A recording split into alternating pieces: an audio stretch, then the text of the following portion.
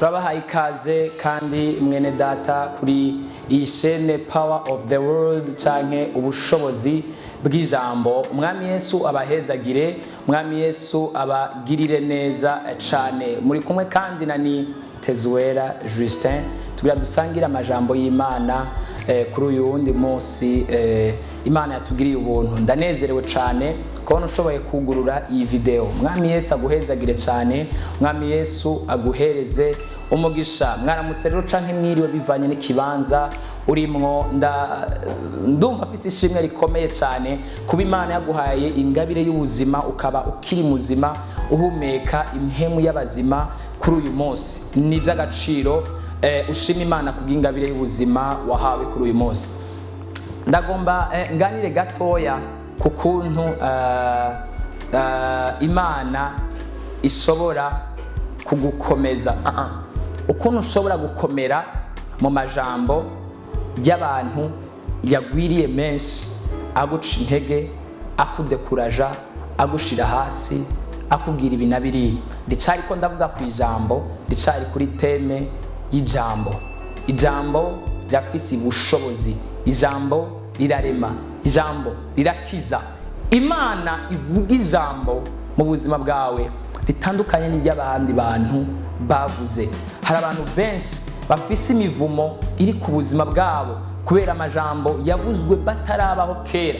Abasogokuruza bakaba barabatanze, bamwe benshi mu miryango yabo barabapfumu, abandi barakora ibyaha bitandukanye, abandi barabatanga mu buryo butandukanye, bagatanga ibisokuruza byabo. Rero ugasanga umuntu ari kaba mu muvumo atazi nyanduruko wawo, canke abandi bakaba mu ngorane nk'uko umukozi w'Imana yigeze kugera mu bihe by'amarira, mu bihe by'amarusha, aravuga ngo Mana basokuru bakoze ibyaha, ariko natwe biriko bitugira ko ingaruka uyu munsi, mu gihe twebwe tutigeze tubigiramo uruhare, mu gihe twebwe tutari duhari, nta cyaha twakoze, nta kintu na kimwe twagizemo uruhare mu byo basogokuruza bakoze. Ariko uyu munsi twe tuko turakurikiranwa n'impwemu y'ibyo basogokuruza babayemo. Imana rero ivuga ijambo ku buzima bwawe, ivuguruza imivumo n'imikoshi n'inyatsi n'ibintu byose bakwatuye ko. Hari abandi bazanye amafoto yabo ahantu habi, babatongereye ko ibintu, babavuze ko ibintu byinshi bitandukanye.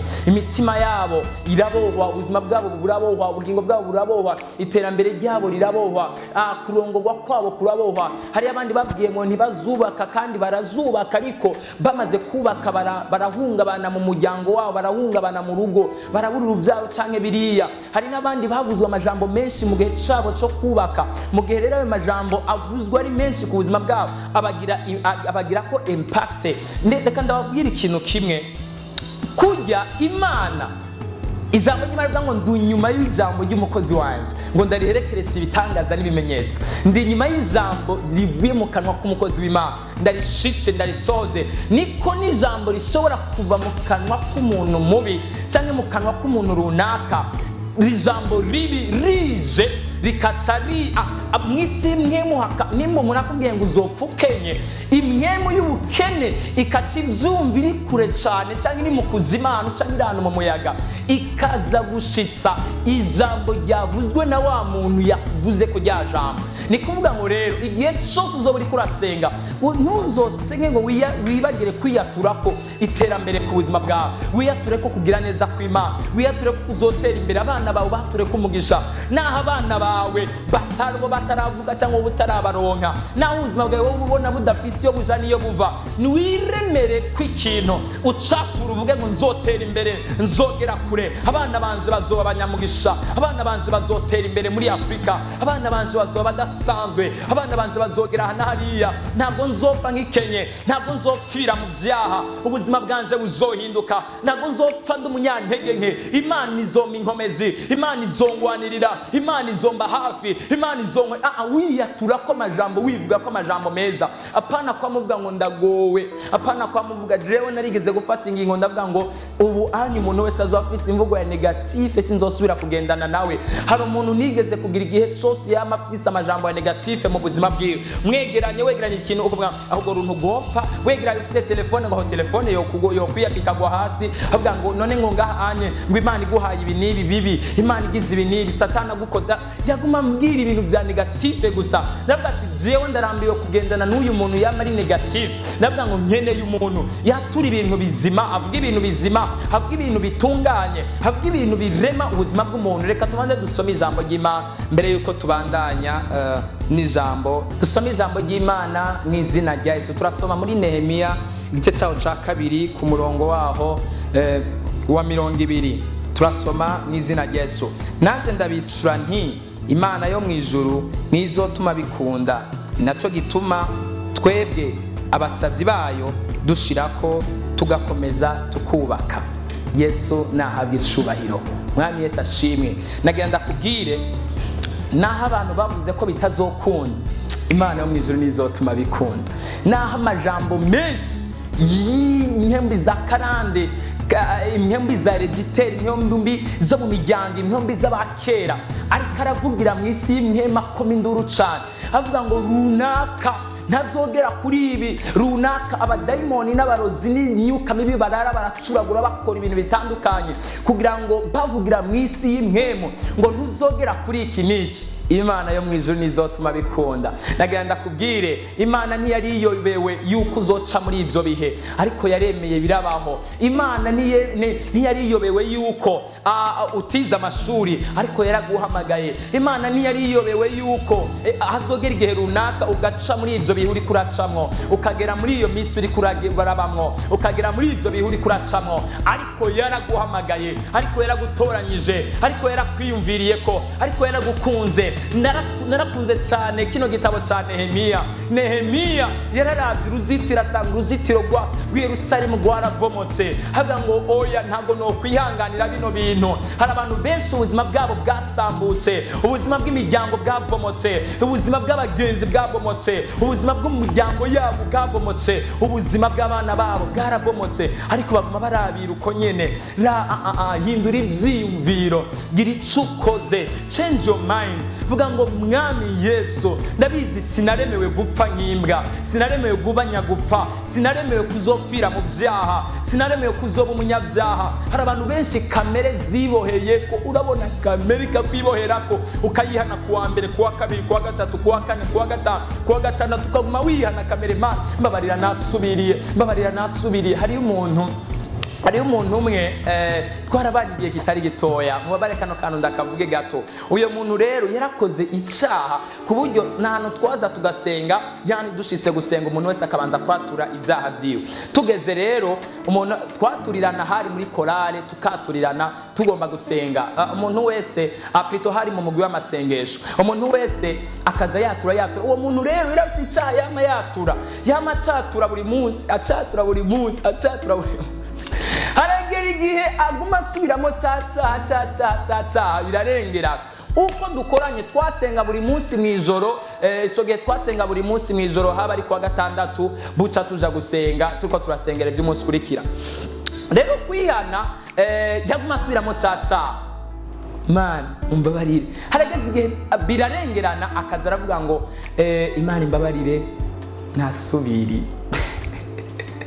Imana imbabarire nasubiri, Imana imbabarire nasubiri. Vyararenganye kuvuga caca hakora, birarengerana kubera aguma kivuga kenshi, akavuga ati simvuga kandi ko nagikoze takini, avuga ati nasubiri. Twese twari twakimenye, twese tukiza, bari ngabo bose bari bakiza. Hawe yasubiriye cyakindi nyene. Imana ikurinde kuba nasubiriye mu izina rya Yesu. Nasubiriye gusambana, nasubiriye kunywa inzoga, nasubiriye kwiba, nasubiriye kudatangira cume, nasubiriye gukora ivyaha, nasubiriye inyuma, nasubiriye gucika intege, nasubiye kwiganyira, nasubiriye kwidodomba, nasubiriye ariko ube nka Nehemiya, ubabazwe n'ibitagenda neza, ubabazwe n'ibintu byapfuye, ubabazwe n'uko umuhamagara Imana guhamagara utari kurawubamwo, ubabazwe n'uko uri kurasubira inyuma, ubabazwe n'uko umuryango wawe udahagaze neza, ubabazwe n'uko urubyaro rwawe ruko rurapfa, ruko ruranywa ibiyobyabwenge, ubabazwe n'uko ubuzima bw'abanyabyaha buriko buragenda, ubabazwe n'uko hari abantu benshi bariko barapfa batamenye Yesu. Uvuga ati ndahagurutse nanje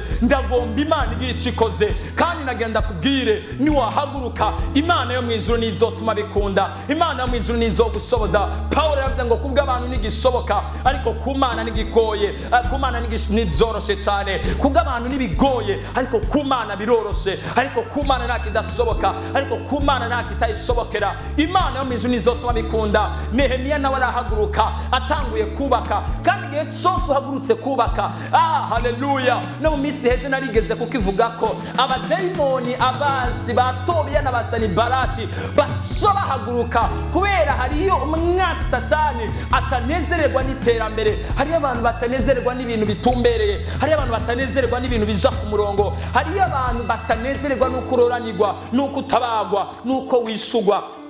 Ariko nagira ndakubwire ngo ikintu cyose kiriko kiraba intambamye ku buzima bwawe, ikintu cyose kiriko kirazibira iterambere ryawe, ikintu cyose kiriko gihagarara imbere y'umugambi w'Imana ku buzima bwawe, ikintu cyose kiriko kiraba kirazana blocage y'iterambere ku buzima bwawe, Imana igikureho mu izina rya Yesu, Imana igikureho mu izina rya Yesu. Kandi niwakora ukagwana intambara yo kutumva amajambo, nagira ndakubwire umuntu arashobora kwibagira, umuntu arashobora kwibagira ivyo wamukoreye, urashobora kugwana intambara yo gukora ibyiza byose bishoboka ku muntu, urashobora gufata neza umuntu, urashobora kwigirira umutwaro umuntu, ukamuba hafi, ukamwirifadika, ukamusengera, ukamwitwararika, mbere basi no mu buryo bw'impwemu no mu buryo bw'umubiri, ukamutreta mu buryo bukwiye, ariko akibagira. Ariko ntibimubuze kwibagira ico wamukoreye, igihe kigeze agasa nkaho atani ikintu na kimwe, atani imigenderanire yigeze yaba, no kukubloka akakubloka, no kukugara akakugara, no gufuta nimero yawe akayifuta. Ariko nagira ndakubwire, naho wobona ibisa nk'ivyo byose, ntucike intege. Hariyo amajambo amwamwe atumvikanira mu majambo y'abantu, ariko atumvikanira mu matwi, ariko yumvikanira mu mutima w'umuntu. Rero komera mwene data, n'iminsi ubwayo iravuga. Niwumva amajambo nk'ayo uzokomere, kuko naho abantu bokwibagira, Imana yo ntizibagira. Uvuga ati naho runaka yibagiye, ukumva amajwi ariko aravugana nawe, amajwi ashobora kukubwira ngo runaka yarakwibagiye, runaka yaraguhevye, runaka yaragutaye, runaka nakigukunda, ntakwitwararitse. Uzokomere, uvuga ati naho runaka yoba yarampevye, Imana yo mwijuru nizompeba. Yobu iminsi yaramuvugishije, iminsi iravuga, aramubwira ati Yobu, wahora ufise abana ntukibafise, wahora ufise imitungo ntukuyifise, wahora umeze uku nakuriya ntukimeze uku, wahora uri umuntu aguwe neza ntukiguwe neza, wahora umuntu w'umunyamahoro ntikimeze neza, wahora umuntu atunganye umugwiza atunga, ariko nibikimeze kwa kundi. Iminsi iramuvugisha, ariko ntiyumva ijwi ry'iminsi. Nagira ndakubwire, nawe iminsi y'ubukene iriko irakuganiriza, iminsi y'ubugwayi iriko irakugwaniriza, ikubwira ngo uzopfa nawe uzogera, ikubwira ngo karabaye. Iminsi y'intege nke iriko irakuganiriza, ntuyumvire nk'uko Yobu atumviye iyo minsi, kandi nutayumvira Imana izogusanga ivuguruza ivy'iminsi izoba iriko iravuga. Mwami Yesu aguhezagire cyane, Mwami Yesu aguhereze umugisha ukomere. Nehemiya ashira harubaka, Imana kandi yaratumye bikunda, aragwana intambara nyinshi zidasanzwe, ariko Imana iramushoboza. Ntiwemere ko amajwi y'abadebaguzi aguca intege. Komera, shikama. Abantu sibo Mana, abantu sibo Mana, abantu muri injira yambye ngo Imana niyo ifise ijambo rya nyuma ku buzima bwanje. Naho abantu bovuga, naho Satani yotega, naho yohagurutsa, naho imipfunda yohaguruka, naho ikiyaga cyo guhagurukira, naho imiyaga yoba myinshi, naho abantu bokwanka, naho abantu bokuvako, naho abantu bokuvuga nabi, Imana yoyo ntizigera ikivuga nabi. Naho abantu bogutererana, Imana izoba hafi yawe. Ukomere, kuko nizotuma bikunda. Umwami Yesu aguhezagire cyane, Umwami Yesu agukomeze, nawe ushishikare gukomera. Kandi ntiwibagire kugira partage, ntiwibagire gusonda like na share na subscribe na s'abonner kumbure, canke gufollowinga kuri Facebook page ya Power of the Word canke ubushobozi bw'ijambo. Umwami Yesu abahezagire cyane.